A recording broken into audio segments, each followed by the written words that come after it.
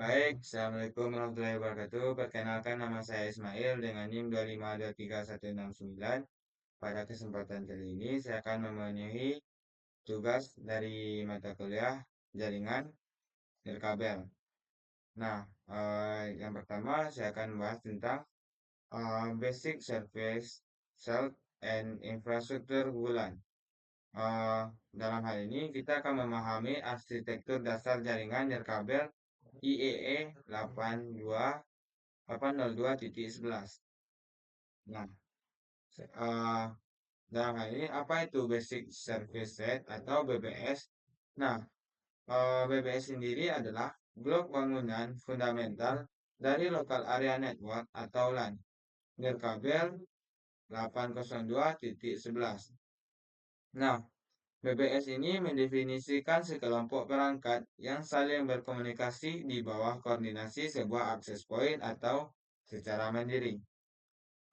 Jadi, perlu kita bintangi, BBS adalah satu sel cakupan frekuensi radio di mana semua perangkat nirkabel beroperasi. Nah, selanjutnya itu apa sih komponen utama dalam BBS? Yang pertama ada namanya access point atau AP, merupakan pusat kendali yang mengelola komunikasi data dalam BSS. Nah, kemudian yang kedua itu ada namanya station atau STA, merupakan perangkat klien atau laptop, smartphone, dan IoT yang memiliki kartu antarmuka jaringan nirkabel. Dan yang ketiga itu wireless medium, merupakan media transmisi udara yang digunakan untuk pertukaran sinyal radio. Nah, contoh dalam aplikasinya terdapat pada sebelah kanan PPT saya, yaitu terdapat access point, STA1, STA2, STA3, dan seterusnya. Nah, selanjutnya kita akan membahas tentang infrastruktur yang ada dalam BSS. Dalam mode infrastruktur ini, semua jenis komunikasi harus melalui access point. Eh, Access point berfungsi sebagai jembatan atau bridge yang menghubungkan klien nirkabel ke jaringan kabel atau Ethernet dan mengatur lalu lintas data agar tidak terjadi tabrakan atau collision. Nah, selanjutnya apa sih identitas yang ada dalam eh, jaringan WLAN? Yang pertama, identitasnya SSID dengan BSSID. Eh, SSID yaitu Service Set Identifier, nama jaringan yang dapat dibaca oleh manusia seperti contohnya WiFi kantor. Kemudian yang kedua itu BSSID, yaitu Basic Service Set Identifier. Digunakan untuk alamat MAC fisik dari radio access point. Nah, fungsi dari BSSID itu membedakan antara access point, meskipun mereka memancarkan nama SSD yang sama. Nah, eh, selanjutnya kita akan membahas tentang operasi lainnya, yaitu dengan cara mengenal independen BSS atau ad hoc dan perluasannya. Nah, independen independen BSS atau ad hoc. Dalam hal ini tidak memerlukan access point karena perangkat berkomunikasi secara peer to peer. Nah, yang dalam BSS ini eh, cocok digunakan untuk jaringan darurat atau sementara. Dan yang kedua itu tidak ada terkendali pusat. Nah, selanjutnya itu Extended Service Set atau ESS. ESS terbentuk ketika beberapa BSS dihubungkan melalui Distribution System atau DS. Dalam hal ini memungkinkan klien untuk melakukan roaming atau berpindah antar akses point tanpa kehilangan koneksi jaringan. Contohnya seperti gambar pada di dalam PPT saya ini. Nah, selanjutnya kita akan membahas tentang proses koneksi ke BSS. Yang pertama kita akan melakukan scanning, yaitu untuk mencari klien sinyal uh, beacon dari access point atau pasif yang digunakan untuk mengirim probel atau request aktif. Selanjutnya, uh, kita akan melakukan authentication. Dalam hal ini, proses verifikasi identitas klien sebelum diizinkan masuk ke jaringan. Selanjutnya, uh, ada namanya association, yaitu klien mendaftarkan diri ke access point untuk memulai bertukar data secara resmi. Nah, selanjutnya perbandingan jaringan, mulai dari fitur, infrastruktur BSS, dan independen BSS atau ad hoc. Dari fitur itu kebutuhan alat dalam infrastrukturnya membutuhkan akses point dan dalam independen BSS hanya antar klien atau STA. Kemudian yang kedua itu dari fitur ada namanya skalabilitas dari infrastrukturnya tinggi atau bisa diperluas ke ESS. Serta dari untuk independen sendiri dari skalabilitas itu termasuk rendah. Nah, kemudian ada namanya keamanan, eh, infrastruktur BSS-nya terkelola secara terpusat dan untuk independen dari keamanannya terbatas atau peer managed. Nah, kemudian yang terakhir itu jangkauannya. Untuk infrastruktur BSS-nya, jangkauannya luas tergantung dari letak access point.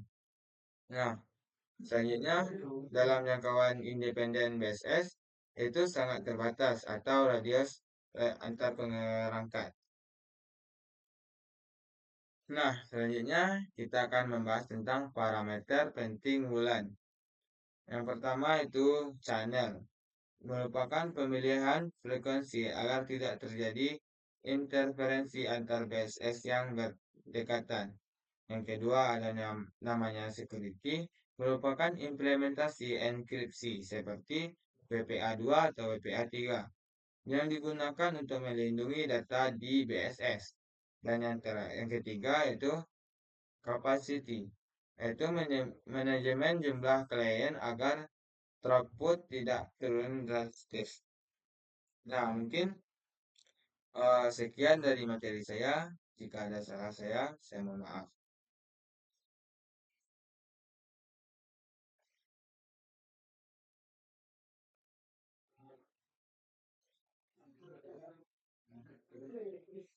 Nah, di sini saya akan melanjutkan materi saya, yaitu tentang gimana sih cara panduan setting access point. Nah, di sini saya akan menjelaskan langkah demi langkah konfigurasi WiFi access point dari koneksi fisik hingga uji koneksi perangkat. Yang pertama kita lakukan, yang akan kita bahas, yaitu koneksi fisik, yang kedua login admin, yang ketiga yaitu pilih mode, yang keempat SSID atau password, yang kelima DHCP, dan yang keenam simpan dan uji. Nah, dalam hal ini yang perlu kita persiapkan alat dan perangkat. Eh, Alat dan perangkatnya seperti access point, kabelan atau UTP, kemudian laptop atau PC, dan juga sumber daya listrik atau adaptor, dan juga yang terakhir itu koneksi modem atau router dari ISP. Nah, langkah pertama yaitu koneksi fisik perangkat. Eh, yaitu yang pertama kita lakukan yaitu hubungkan kabel LAN dari port 1 modem ke port 1 atau Internet Access Point. Setelah itu, hubungkan kabel LAN kedua dari port LAN access point ke laptop atau PC. Setelah menghubungkan, kita colokkan adaptor daya atau power adapter ke access point. Dan yang terakhir itu kita tunggu lampu indikator menyala stabil hijau atau biru. Dalam hal ini, port on biasanya berwarna biru atau kuning. Nah, setelah sukses, langkah kedua itu buka browser dan login halaman admin. Cara masuknya, yang pertama buka browser, kemudian cari ketik Google Chrome, Firefox, atau Edge. Kemudian ketik IP address seperti https://192.168.0.1. Dilihat dari stiker access point. Nah, yang selanjutnya setelah kita ketikkan IP address, masukkan username. Defaultnya yaitu admin. Nah, semuanya itu huruf kecil. Dan juga masukkan password. Defaultnya itu yaitu admin atau dikosongkan saja. Nah, setelah masukkan username dan password, kemudian klik login dan OK. Setelah masuk ke halaman dashboard access point. Nah, langkah ketiga itu pilih mode operasi access point. Dalam hal ini, mode yang tersedia itu pertama access point. Mengubah jaringan kabel menjadi WiFi. Mode utama untuk setting ini. Kemudian router berbagi internet dengan NAT cocok jika access point sebagai router utama. Dan yang ketiga itu repeater, yaitu memperluas jangkauan WiFi yang sudah ada. Dan yang keempat yaitu client mode, yaitu menghubungkan perangkat ke jaringan WiFi lain. Nah, ya, di sini langkah keempatnya itu kita akan mengkonfigurasi nama WiFi atau SSID. Yang pertama kita lakukan yaitu pengaturan SSID. Seperti nama jaringan WiFi yang kita buat. Contohnya seperti kantor lantai 2. Kemudian regionnya atau lokasinya pilih Indonesia untuk frekuensi yang cepat. Kemudian channelnya yaitu pilih auto, access point, cari channel yang terbaik. Dan yang terakhir yaitu modenya yaitu 11 BGN Mixed, yaitu kompatibel untuk semua perangkat. Nah, setelah itu kita akan setting password dan keamanan WiFi. Yang pertama kita lakukan yaitu konfigurasi keamanan. Pada bagian security TP, yaitu WPA2 personal, merupakan standar keamanan WiFi modern. Selanjutnya itu enkripsi, kita pilih dengan AES, yaitu algoritma enkripsi terkuat.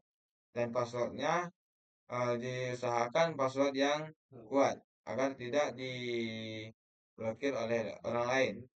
Minimal dengan passwordnya itu 8 karakter menggunakan kombinasi angka dan huruf. Nah, jadi tip password agar aman yaitu minimal, ya seperti yang saya bilang tadi, yaitu minimal 8 karakter menggunakan huruf besar dan kecil, angka serta simbol. Nah, selanjutnya langkah ke-6 itu kita akan melakukan pengaturan DHCP atau IP otomatis. Pertama kita akan melakukan konfigurasi DHCP. Pilihlah DHCP server yang namanya enable, lalu aktifkan. Kemudian setting IP awalnya yaitu 192.168.0.100. Kemudian pada IP akhirnya yaitu 192.168.0 dan .199. Nah, pada gateway-nya itu 192.168.0.1 dan subnet masknya yaitu otomatis eh, kita itu diinputkan secara otomatis dengan IP-nya 255.255.255 dan 0.0. Kemudian DNS-nya itu 8.8.8.8 sesuai dengan Google. Nah, DHCP memberi otomatis ke setiap perangkat yang terhubung dengan Wi-Fi. Nah, selanjutnya setelah itu langkah ketujuh, simpan dan konfigurasi serta restart access point. Nah, pertama kita akan melakukan proses penyimpanan. Klik Save atau Apply pada tombol bagian bawah halaman pengaturan. Kemudian klik Reboot atau Restart. Jadi, access point akan merestart otomatis secara lebih kurang 30 detik. Setelah itu, kita akan menunggu access point menyala. Jika sudah menyala, ditandai dengan lampu indikator berkedip lalu stabil kembali. Dan yang terakhir itu cari SSID yang di HP atau PC. Seperti nama WiFi yang akan muncul di daftar jaringan. Nah, setelah itu kita akan melakukan uji koneksi pada perangkat. Caranya itu yang pertama buka WiFi di HP atau laptop, kemudian aktifkan WiFi dan cari nama SSID tadi. Selanjutnya masukkan password, ketik password yang WiFi yang telah dibuat. Kemudian yang ketiga itu hubungkan, tap connect dan tunggu terhubung. Dan yang keempat uji internet. Dalam hal ini buka browser, coba akses google.com. Dan yang terakhir itu ping test atau opsional.